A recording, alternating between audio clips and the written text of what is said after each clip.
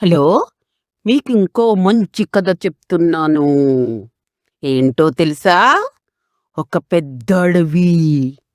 అందులో ఒక సింహం ఉందిట. ఆ సింహం చాలా చెడ్డదిట. అన్ని జంతువుల్ని ప్రతిరోజు చంపి తినేసేదిట. అంచేత ఆ జంతువులన్నీ భయపడి ఎలా మన బాధ పోతుంది అని ఆలోచిస్తే, ఆ జంతువులన్నింట్లోకి కాస్త తెలివైంది. యాక్టివ్‌గా ఉండేది. తొందరగా పరిగెట్టేది. బాగా ఆలోచించేది. ఎవరంటే కుందేలన్నమాట. ఆ కుందేలుని వీళ్ళందరూ కలిసి, కుందేలు కుందేలు నువ్వెలాగైనా సరే మమ్మల్ని సింహం చంపకుండా కాపాడాలి. నువ్వు చాలా తెలివిగా ఆలోచిస్తావు. అన్నీ జాగ్రత్తగా చేస్తావు కాబట్టి మా బాధంతా నీకే చెప్పుకుంటున్నాం అన్నాయిట. వెంటనే కుందేలేం చేసిందిట, ఒక నిమిషం బుగ్గన చెయ్యి వేసుకుని, బుజ్జిగా ఆలోచించి, వెంటనే నవ్వుతూ, అయితే సరే, మీకు రేపొక ప్లాన్ చేస్తాను. దాని ప్రకారం మీరందరూ వచ్చి, అక్కడ చెట్టు వెనకాల దాంకుని చూడండి. నేనేం చేస్తానో మీకు తెలుస్తుంది అందిట. అన్ని జంతువులు గబగబా వచ్చి మన్నాడు పెద్ద చెట్టు వెనకాల దాంకున్నాయిట.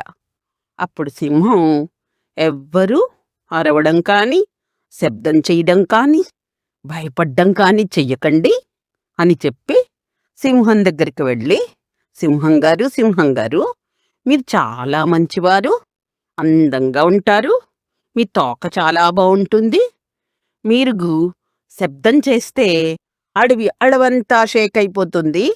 అంచేత మీరు చాలా జాగ్రత్తగా, నేనొక రహస్యం చెప్తున్నాను వినండి. మీకంటే ఒక పెద్ద సింహం వచ్చి అక్కడ దాంకుంది. దాన్నెలాగైనా సరే మీరే సంహరించాలి, అంటే చంపాలి. ఎందుకంటే అది మిగిలిన జంతువులనన్నీ ఒక్కరోజే నిమిషంలో తినేస్తుందిట. అంచేత రేపటినుంచి మీకు ఆహారం దొరకదు. మరి మీ ఇష్టం అని చెప్పిందిట. ఆ మాటలు వినగానే సింహం, ఆ నన్ను చంపేది వచ్చిందా? దాని సంగతేంటో నేను చెప్తాను. మీరందరూ భయపడకండి.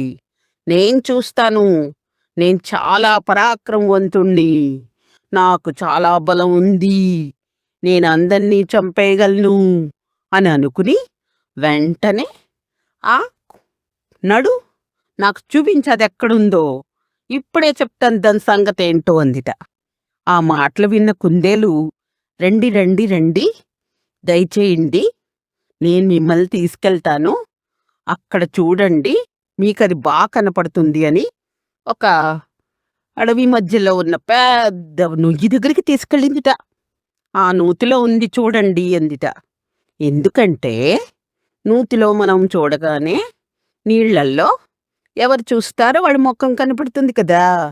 అందుకని ఆ తెలివితో చూడండి, అందులో లోపల దాంకుంది. ఎవరొస్తారో రమ్మని పిలుస్తోంది. వాళ్ళందర్నీ నిమిషంలో చంపేస్తుందిట. మీరే దాన్నెలాగైనా దాని సంగతేంటో చూడాలి అని చెప్పిందిట.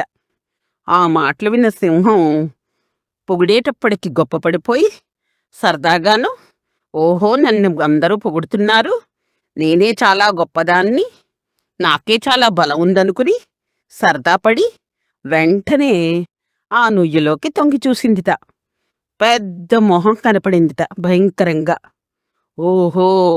నిజంగానే లోపల ఒక జంతువుందన్నమాట అనుకుందిట. ఏయ్ అని అరిచిందిట. మళ్ళీ మళ్ళీ రీసౌండ్ లాగా ఓయ్ అని వినపడిందిట. ఎవరెక్కడా అందిట. వెంటనే మళ్ళీ ఎవరెక్కడా అని రీసౌండ్ వచ్చింట. రీసౌండ్ అంటే ఆ శబ్దం మళ్ళీ వినపడిందిట. అది విన్న సింహం, ఓయ్, ఈరోజు నన్ను చంపడానికొచ్చావా? నీ సంగతేంటో నేను చెప్తాను, జాగ్రత్త అని ఒక్కసారి నూతిలోకి ఢామని ఉరికేసిందిట. ఎప్పుడైతే అదలా ఉరికేసిందో, మిగిలిన జంతువులన్నీ చెట్టు వెనకాల నుంచి పరిగెట్టుకుంటూ వచ్చేసి, నూతు సింహం నూతిలోకి దూకేసిందన్న ఆనందంతో తప్పట్లు కొట్టాయిట. నూతిలో పడిన సింహం ఇంక పాపం ఎలా బయటకొస్తుంది చెప్పండి? ఎందుకంటే గోతిలో పడిపోతే ఎవ్వరూ తీయలేరు. నుయ్యి చాలా పెద్దది, బోళు లోతుంది కాబట్టి ఎవ్వరు దాటిని తీయలేకపోయేట.